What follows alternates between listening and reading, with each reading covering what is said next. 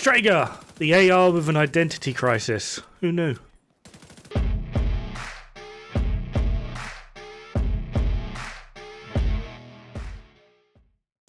Right, ready to get this off my chest. Strega, it's Italian, it means witch, as in, you know, hubble bubble, boil and trouble, cauldrons, rats, bats, all the weird crazy stuff. It's an FAL, which is a Belgian assault rifle that was adopted by the British Army. It is draped in Russian camo, and it was released on collaboration with Stalker 2, which is set in Ukraine. This weapon gets around a bit, doesn't it?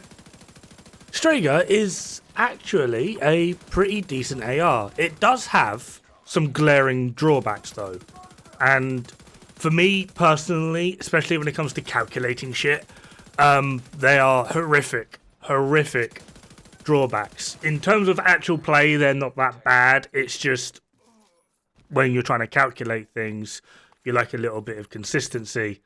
This thing's about as consistent as it is knowing where the hell it comes from. Italy, England, Belgium, Russia, Ukraine. Like, it's absolutely nuts in terms of actually trying to find like any form of consistent point with this weapon.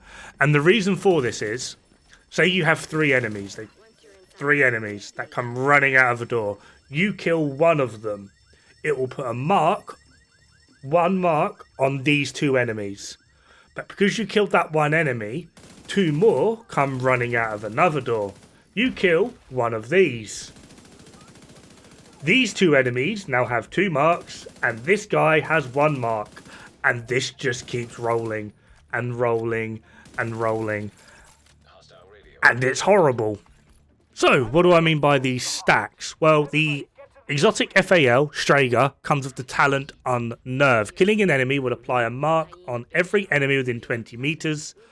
Multiple marks can be applied on the same enemy. They deal 15% amplified damage per mark to the marked enemy.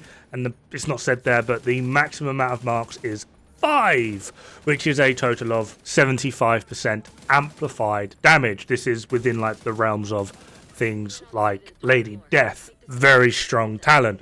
But like I said, due to the fact that if there's like a roaming or rolling spawn, you will have varying different degrees of marks on a variety of different ads, and it's even worse if there's like enough room for them to spread out a bit. In something like Grand Washington Hotel, where it's very linear, very narrow, you are able to make really good use of these marks. And of course, magazine plus 20 rounds, giving us a maximum of 40, muzzle, 5% crit damage, optics, 5% crit chance, and then underbarrel, 10% weapon handling. Paired with strikers, that's 25% weapon handling. This thing feels amazing to play around with. I just wish it had a 50 round mag and, chef's kiss.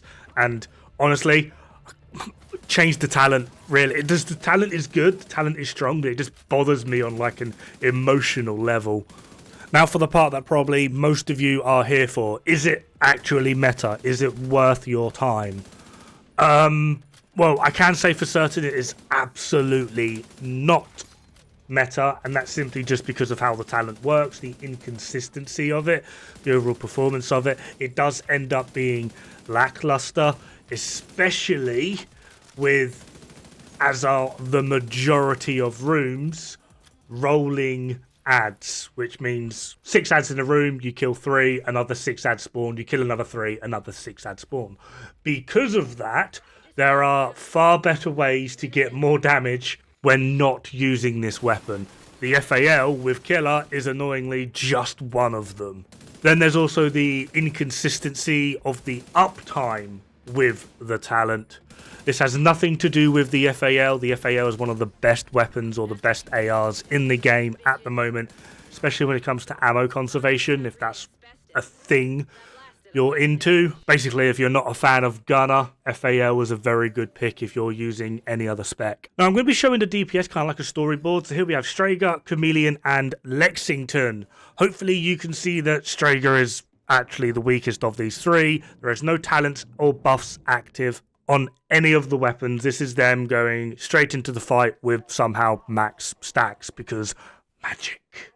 We're now going to assume that we've got at least one kill, all right, which will give Strega its 15% amp and will probably proc Killer on Lexington. At this point, Chameleon probably, it's building up its buff, but it probably doesn't have any of it active yet. This is what that would look like. So now we can see that Chameleon is falling behind. We've got our 15% amp in Strega, so it's doing a little bit more, but Killer is still going to beat it. Luckily though, we get another kill on all three weapons, and by this point we probably have at least one buff active on Chameleon. So now after 2 kills, Lexington is still beating Strega. Admittedly, it's by like 0.2% on average, which is not the best thing, but Chameleon's doing like a whole 10% more at this point. It's, yeah, Chameleon is just Chameleon. That's what Chameleon is. Chameleon's Chameleon. Now at this point, with Chameleon, because I always start with body anyway, the next thing to actually do with Chameleon is start shooting heads, which only takes 30 bullets, and it's actually surprisingly easy to do. So by the time we get the next kill on Strega, Chameleon most likely has its full buff, which is, yeah, like 25% more than Strega at 3 stacks, which is just utterly hilarious. Anyway, we'll just do long story short because it's not Star Wars over here.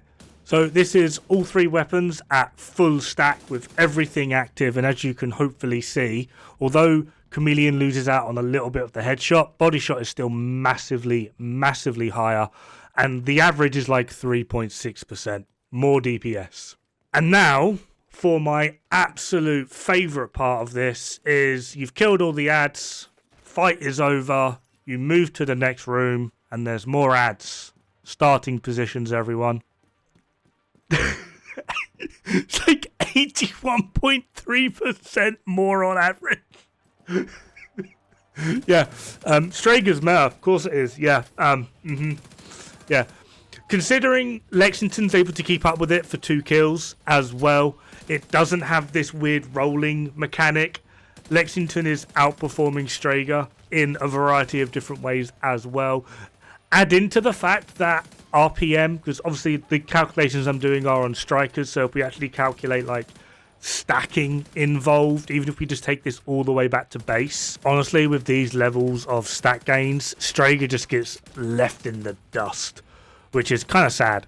Admittedly, at this point, Lexington will also be beating Chameleon just because of base damage values mixed in with the multipliers, but Chameleon absolutely holds its own well above Strega into the stacking mechanic, and it will actually require Strega to start getting its talent active to even keep up with Chameleon before it actually even takes place with Chameleon buffs. After 3 seconds of solid stacking, Strega will need to at least have 1 amplifier stack given to it in order for it to even break even with Chameleon before Chameleon's even got its own buff into play. That's like how much stronger Chameleon is in terms of its fire rate and what it's actually capable of doing. This is meant to be a video about Strega. God damn it, Chameleon! Anyway, yeah, I actually really do like Strega. It's a fun weapon. I mostly end up using the little mark icons just to see where enemies are, to be honest. It's like having a scanner pulse, but not having a scanner pulse, which is quite nice. In terms of its overall capability, with its talent, I'm not too keen on the talent, but the weapon itself feels great. It performs well. I wish it had a 50 round mag, and I think it looks horrible. That's about it.